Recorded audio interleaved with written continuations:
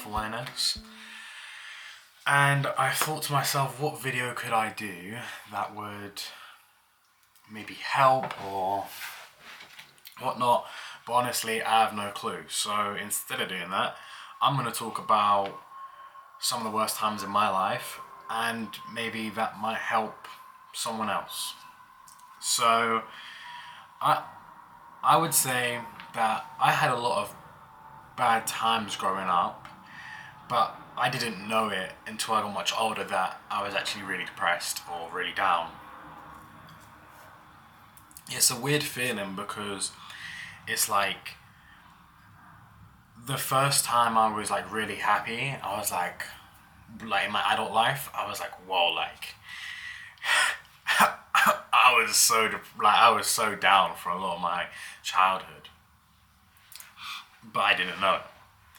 But there is one thing that I definitely did know that I was down, and that was when my dad passed. Not long after my dad passed, I was really down because it was I didn't get to see my dad as much as I should have.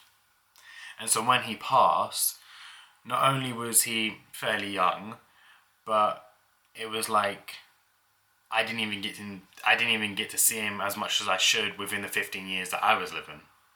So it sucked. When he passed, I was very bitter. You know, my dad was a very healthy person, and frankly, very good heart. So for him to die young and then also die from lung cancer was like really, really like I was just bitter, just very bitter. And people would show me the stages of grief and stuff like that, but I always sort of went through the stages. I don't know what it is. What is it? Denial, then acceptance, then anger, or whatever. I don't know how it goes, but I always just came back to anger as a kid. I don't know why. Like I always just was really angry. Obviously, I was upset as well, but anger just seemed to be one of those things I always came back to. Not long after that, my mum kicked me out.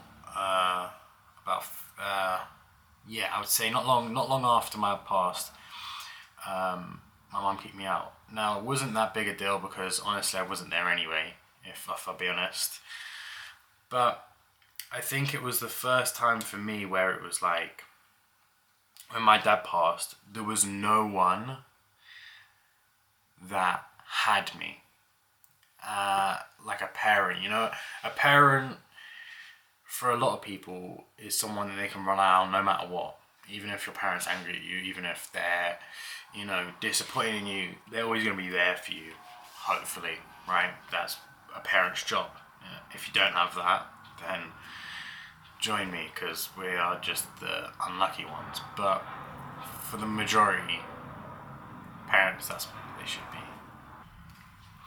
When people are depressed, they normally latch on to things that make them feel good, and sometimes that can the addiction, whatever it is, whether it be games, sex, drugs, alcohol.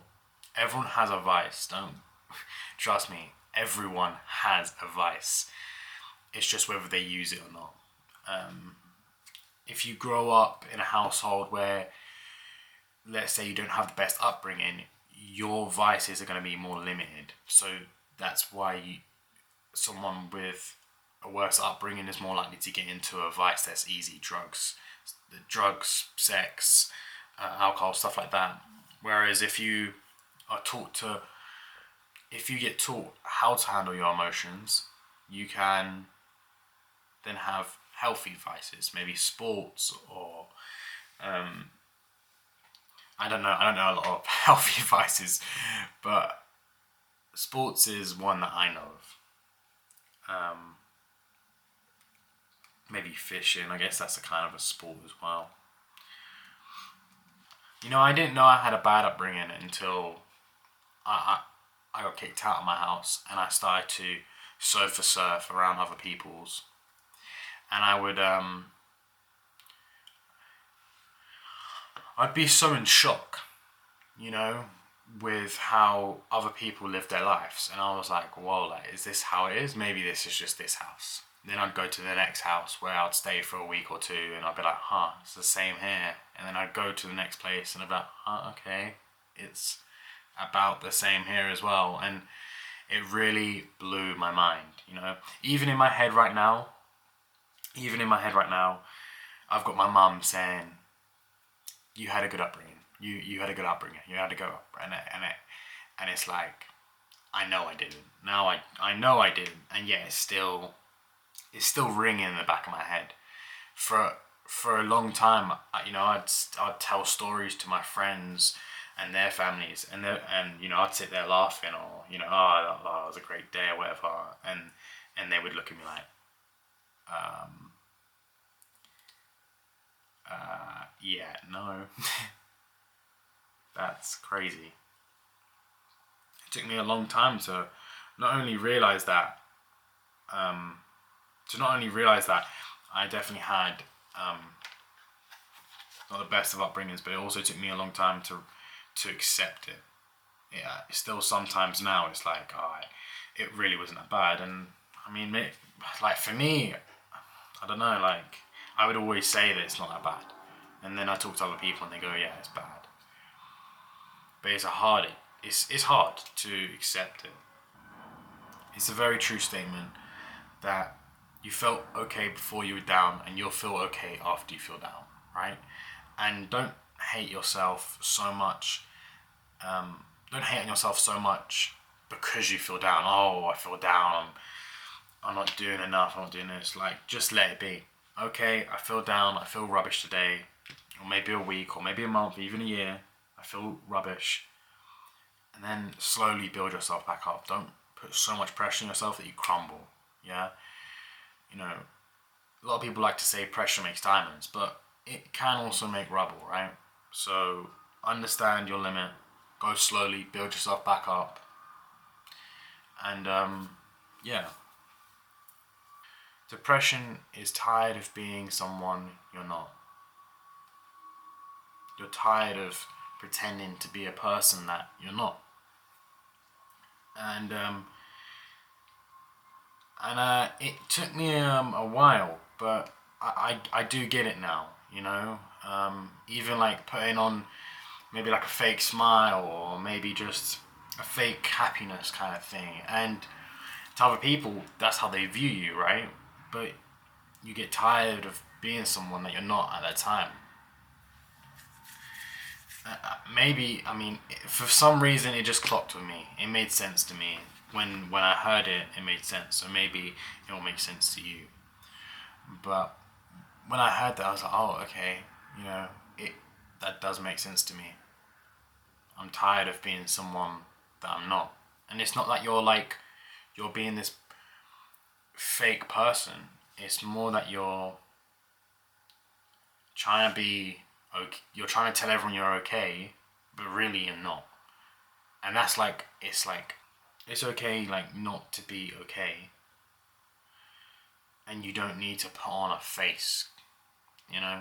And I feel like you're for me, it's like you feel better when you're not putting on a face and you're just real, you know.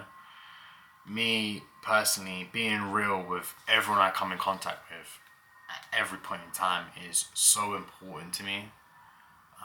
And I think that is one of the reasons, not pretending, right? If someone asks you how your day's going and it's going rubbish, you tell them it's a rubbish day, but tomorrow hopefully it'll be better, you know? But it's not just putting on that smile and just acting, right? Acting like you're fine, or acting like there's no problems. You know, everyone has problems, everyone gets down, and everyone can empathize. Well, the majority, especially if they try, right? I think when my dad passed, it was a realization of, I don't have anyone that will have me now. Like, in the sense that, not like a parent. And it's still even till this day, it's still a bitter pill to swallow. know, sometimes when I see other people with their parents and they're doing things, you know, whatever it is, it gets me upset. But normally it's quite a happy upset. It's that I'm happy for them, but for myself, I'm upset for myself. You know, I'll be honest, it happens more than I care to admit, honestly. Um, and that can get me down still, you know. It it um it sucks, but you know, life's you know, people say life's a roller coaster. It is. Like, you will always go down and up. You're always gonna go down and up. Don't ever, you know, people expect to get to this level on the roller coaster and you just cruise sailing and maybe every now and then you'll go up, right? But the reality is, no matter how high you are up, you can always come down. But that goes for the same thing. No matter how low you are, you can always come up. And that is the reality. I think the last piece of advice I'll give is to never compare yourself to other people. Humans are amazing at a lot of different things. The fact of the matter is, you can't be amazing at everything. No one can. It's not gonna happen, right? And I feel like, especially with social media, you see a lot of people that are the best in the craft they do, no matter what it is, right? Entertainment, sport, games, cooking, whatever it is, you are seeing some of the best people at that craft. And to compare yourself to these people is very unfair, right? Because they've been doing one thing constantly for years, most likely. That is what they're good at. You take them in any other field and they're probably not so good, right? But that's not what you see. You see what they're best at, and you see it all the time. And no matter what it is, you are filled with this daily, especially if you're on social media a lot. You will see this daily. And you might not think it affects you, but in the back of your mind, your subconscious, if you actively do this, your subconscious is definitely doing it. And that can be very hard to get away from. So I would tell you to compare yourself to yesterday. Compare you from yesterday to today. And that's what I want you to focus on. Because if you can get a little bit better, no matter what it is, if you do that every single day, I promise you that you'll finish your life, hopefully very old, and you will look back to when you were however old you was, and you'll go, do you know what? I am 100% the person I was then. I'm 100% better than the person I was then, and you will be happy with that. I promise you. Yeah. Anyway, guys, I'm gonna go and get on with my day.